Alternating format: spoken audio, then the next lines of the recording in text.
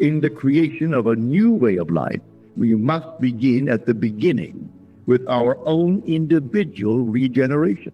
The formation of organizations, political bodies, religious bodies, social bodies is not enough. The trouble we see goes deeper than we perceive. The essential revolution must happen within ourselves. Everything depends on our attitude towards ourselves. That which we will not affirm within ourselves can never develop in our world. This is the religion by which we live, or religion begins in subjective experience. Like charity, it begins at home. Be transformed by the renewing of your mind is the ancient formula, and there is no other. Everything depends upon man's attitude toward himself. That which he cannot or will not claim as true of himself can never evolve in his world. Man is constantly looking about his world and asking what's to be done. What will happen when he should ask himself, who am I? What is my concept of myself? If we wish to see the world a finer, greater place, we must affirm the reality of a finer, greater being within ourselves. It is the ultimate purpose of my teaching to point the road to this consummation. I am trying to show you how the inner man must readjust himself. What must be the new premise of his life, in order that he may lose his soul on the level he now knows and find it again on the high level he seeks. It is impossible for man to see other than the contents of his own consciousness, for nothing has existence for us save through the consciousness we have of it. The ideal man is always seeking a new incarnation, but unless we ourselves offer him human parentage, he is incapable of birth. We are the means whereby the redemption of nature from the law of cruelty is to be effected. The great purpose of consciousness is to effect this redemption. If we decline the burden and point to natural law as giving us conclusive proof that redemption of the world by imaginative love is something that can never come about, we simply nullify the purpose of our lives through want of faith. We reject the means, the only means whereby this process of redemption must be effected.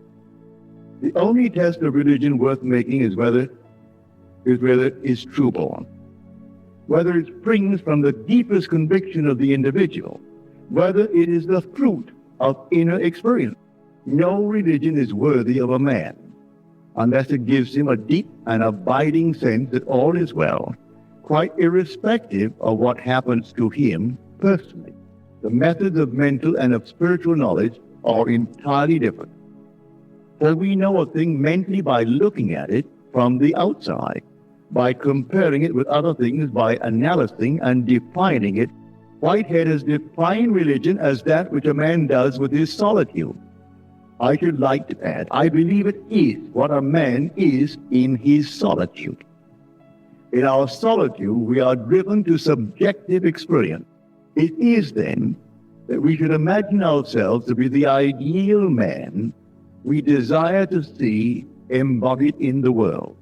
If in our solitude we experience in our imagination what we would experience in reality had we achieved our goal, we will in time become transformed into the image of our identity. Be renewed in the spirit of your mind. Put on the new man. Speak every man truth with his neighbor. The process of making a fact of being, a fact of consciousness, is by the renewing of our mind. We are told to change our thinking, but we can't change our thought unless we change our ideas. Our thoughts are the natural outpouring of our ideas, and our innermost ideas are the man himself. The end of longing is always to be, not to do. Be still and know I am that which I desire. Strive always after being. External reforms are useless if your heart is not reformed. Heaven is entered not by curbing our passions, but rather by cultivating our virtues. An old idea is not quickly forgotten. It is crowded out by new ideas. It disappears when a wholly new and absorbing idea occupies our attention. Old habits of thinking and feeling like dead oak leaves hang on till they are pushed off by new ones. Creativeness is basically a deeper receptiveness, a keener susceptibility. The future dream must become a present fact in the mind of anyone who would alter his life. Every great out picturing is preceded by a period of profound absorption. When that absorption is filled with our highest ideal, when we become that ideal, then we see it manifest in our world. And we realize that the present does not recede into the past, but advances into the future. This is essentially how we change our future. Now, which is elsewhere has for us no absolute meaning. We only recognize now when it is at the same time here. When we feel ourselves into the desired state here and now, we have truly changed our future. It is this changing your future which I hope to explain to you fully next Sunday morning when I am speaking for Dr. Bales at 10:30 at the Fox Wilshire. 30 at the Fox Wilshire Theater on Wilshire Boulevard, near La Cienega. It is my purpose to stir you to a higher concept of yourself and to explain so clearly the method by which you can achieve this concept that each one of you will leave the service on Sunday morning a transformed being. Discouraged people are sorely in need of the inspiration of great principles. We must get back to first principles if we are to speak with a voice that will kindle the imagination and rouse the spirit. Again, I must repeat, in the creation of a new way of life, we must begin at the very beginning with our own individual regeneration.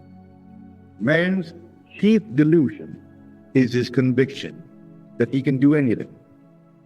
Everyone thinks he can do, everyone wants to do, and all ask what to do. What to do? It is impossible to do anything on what to do.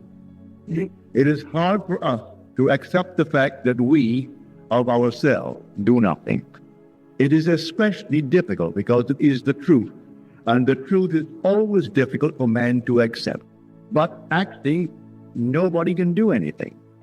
Everything happens, all that befalls man, all that is done by him, all that comes from him, all that happens, and it happens in exactly the same way that rain falls, as a result of a change in the temperature in the higher regions of the atmosphere. This is a challenge to us all. What concept are we holding of ourselves in the higher regions of our soul? Everything depends upon man's attitude towards himself. That which he will not affirm as true within himself can never develop in his world. A change of concept of self is the right adjustment. The new relationship between the surface and the depth of man. Deepening is, in principle, always possible, for the ultimate depth lives in everyone, and it is only a question of becoming conscious of it. Life demands of us the willingness to die and to be born again. This is not meant that we die in the flesh. We die in the spirit of the old man to become the new man. Then we see the new man in the flesh. Subjection to the will of God is an old phrase for it.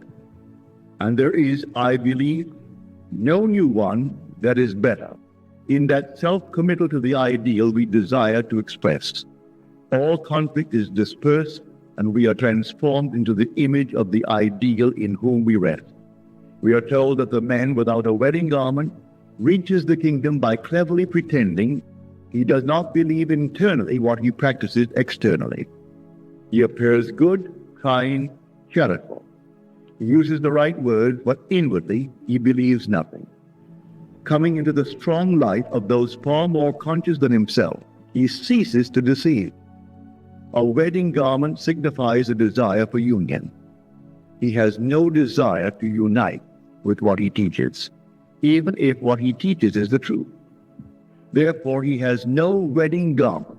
When we are united with the truth, Then we will put off the old nature and be renewed in the spirit of our mind. Truth will strip the clever pretenders of their false aristocracy. Truth, in its turn, will be conquered and governed by the aristocracy of goodness, the only unconquerable thing in the world.